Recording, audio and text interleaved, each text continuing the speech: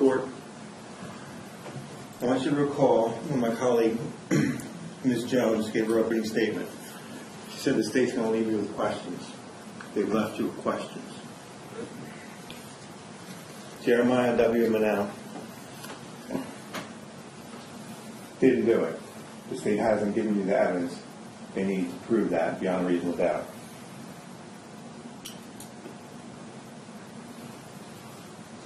Jeremiah W. Monell. The state's case hinges upon the testimony of this young man. What did he see? What did he not see? He didn't see the entire event. You know that for sure. You know it was dark. You know he had an obstructed view. He was looking. He was peeking through a curtain. He was laying down, peeking through a curtain. But he didn't. His testimony was not that he saw the entire event. There's alleged to have been 49 stab wounds and a deep slice to the throat. Jeremiah Monell Jr., young Jeremiah, Maya, did not testify that he saw this event from start to finish. So what did he see? What did he not see? Consequently, what did you not hear from him? Let's talk about the DNA evidence. The lack thereof, or the dubiousness or the doubtfulness of it all. There was a smaller knife, and on that smaller knife, for all we know, Tara Monell, or Tara, is the only one who handled that knife. Her DNA is the only DNA found on that knife, on the smaller knife. The larger knife, Tara, is the major contributor. There's minor contributors, and the state wants you to believe that Jeremiah Monell is a minor contributor. But also, 1 out of 1 every African American is a minor contributor. I don't think she did it, but Ms. Jones could be a match. 1 out of every 2 Caucasians could be a match.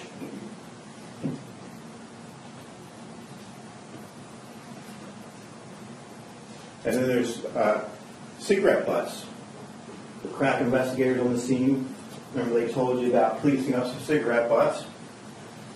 And one of those matched Tara. One of those allegedly matched Jeremiah. And there's 2 other cigarette butts. We don't know who those cigarettes were left there by. I don't know. Was it Tara's boyfriend, Dustin Orange? Crystal Greer told you about Dustin Orange, that Tara was in a relationship with him. Let's talk about the crime scene. It's a bloody scene. We get that. It's no surprise.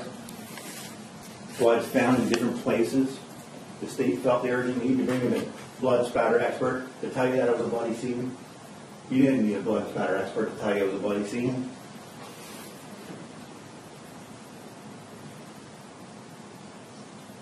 The blood, and the bloody scene that so much emphasis was placed upon. There's no testimony that there was blood on the faucets, not in the bathroom, not in the bathtub, not in the shower, not on the soap, not on the sinks, not on this uncertain curtain that's blocking young Jeremiah's view. There's no blood on the curtain. There's no evidence in the truck that Jeremiah Monell supposedly left in. No evidence at all. No blood in that truck. And young Jeremiah didn't testify that his father, who he allegedly saw do this, that he saw him washing up, or cleaning off, or any of that. So the evidence collected, there was electronics, and the blanket, the clothing, and the jeans. There's jeans that are found. There's testimony that Jeremiah Monell, my client, was dressed in jeans. Bloody jeans are found. Where are they found? They're found in the middle bedroom. They're found in young Jeremiah's bedroom.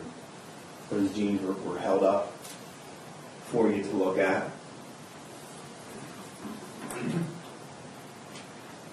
He never said that he saw his father change his clothes.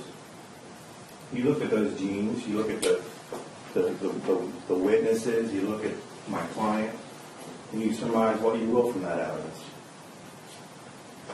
Just like the knives that I was talking about. The smaller knife only had Tara Monell DNA on it. Jeremiah Jr., young Jeremiah, didn't testify that more than one knife was used. You surmise for yourselves. Who handled, the smaller knife? It's one of the bits of the puzzle that don't fit one another in this case. That's one of the questions that's left unanswered that we told you about in our opening statement. Let's talk about the fingerprint evidence. And again, the state brought in Detective Sergeant Crane, an expert in the field of fingerprints. He's the lead investigator on the case. The lead investigator. He sat there and he testified that he developed one suspect in the case, one suspect only, Jeremiah Monell. He told you that, again, it was a bloody scene. He tells you that the smaller knife, no prints on the smaller knife. He tells you that there's a palm print, a print on the larger knife. But again, he knows of one suspect. He's the lead investigator on the case. He has a photograph of the knife, and he has a known print. You see it all the time. Question. Person goes into a police station to be fingerprinted. He has known prints, fingers, palms, and he takes this photograph and the known print. It's a match. It's a match. Hallelujah, it's a match. He took no notes. He made no observations about why he thought the print on the knife was a match to the rolled print, the known print.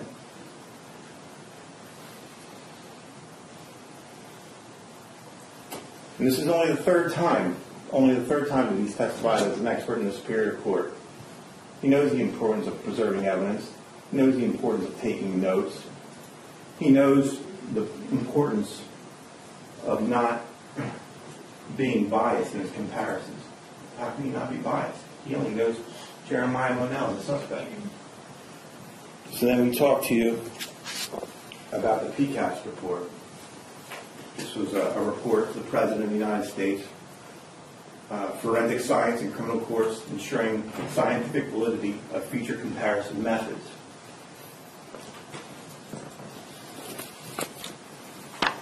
In that report, only 2 properly designed studies of accuracy latent fingerprint analysis. One of those studies found false positive rates as high as 1 in 306. The other study found false positive rates as high as 1 in 18. What does that tell you? And that's 1 in 18 when the fingerprint analyst doesn't know who the suspect is. Isn't the lead investigator on the case. So what does that fingerprint evidence really tell you about anything? That's up to you to decide.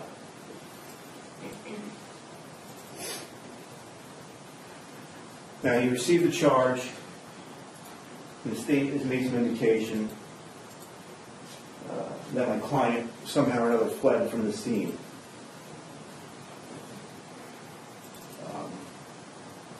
There was a grand inconsistency from the testimony that you heard from little Jeremiah, young Jeremiah,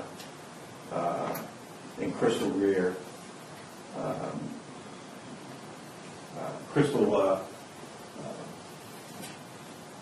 Supposedly Jeremiah Monell's truck was parked in front of Crystal Greer's house. Now it's parked in front of 7901 Raymond Drive. But this Chevy S10 was located, and you heard, I believe it was Detective Hammond testify that truck was found located in Cedarville. It was located down railroad tracks, off the road. and the characterization that it was abandoned. But he had to testify. He had no other. He couldn't testify any other way but to tell you that truck was stuck. It wasn't abandoned. It was stuck. And he couldn't tell you how that truck got there. I can't tell you how that truck got there.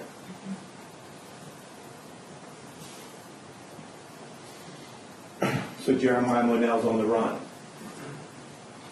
He runs all the way, and you've got a stipulation that he ran all the way 16, 17 miles down the road to Buna, hiding in plain sight, checked into a hotel under his own name. You know? He stayed there for 2 weeks under his own name. He had to eat during that time. Wasn't ducking, wasn't running.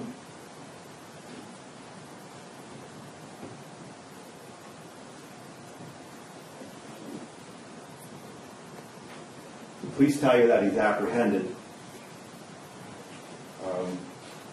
I think it was Detective Weber who told you that he's apprehended. Detective Weber, where did you find him? Casually walking down the railroad tracks, eating a piece of pizza. He's not sweating. He's not panting. He's not on the run. He didn't flee from the scene. He had nothing to flee from.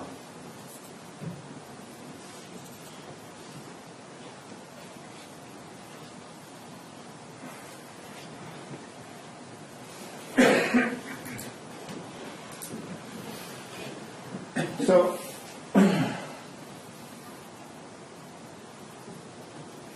again, the bits of the puzzle simply don't fit one another. And it's the state's obligation to prove to you each and every element of every charged offense beyond a reasonable doubt. Now, what's reasonable doubt? I'll tell you a little story. 2010, I was courting my wife to be, who would become my wife. She had 2 lovely daughters. I was game to impress her. Near Christmas time, I bought all of us tickets to The Lion King on Broadway. And I'm all excited to leave it.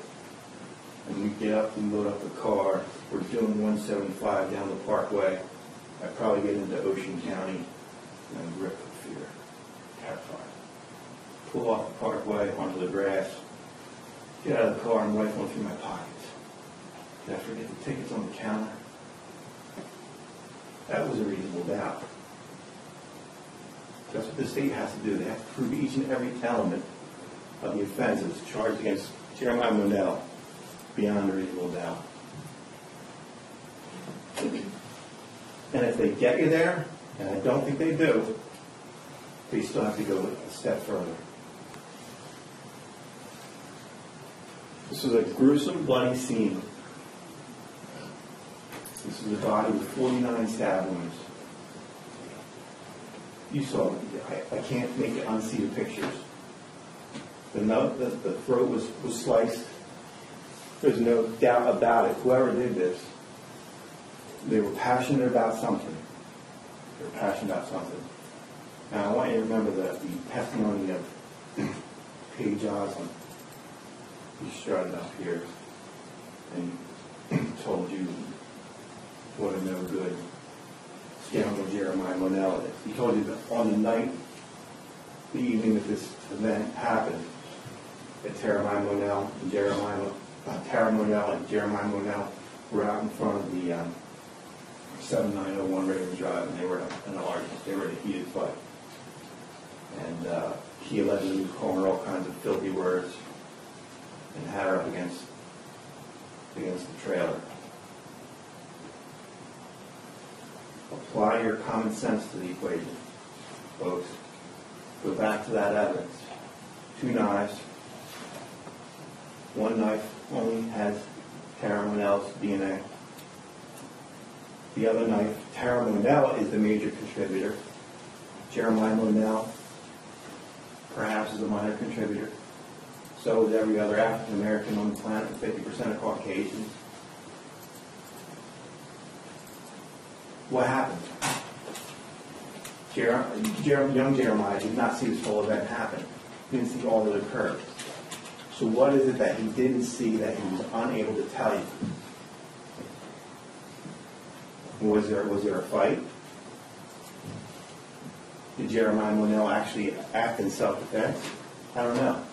Those questions are left open for you to answer. When you go back there and you deliberate, you go over this evidence that you've been presented with, you consider it carefully, and you fulfill your duty, I'm confident that you'll come back with the verdict of not guilty. Thank you.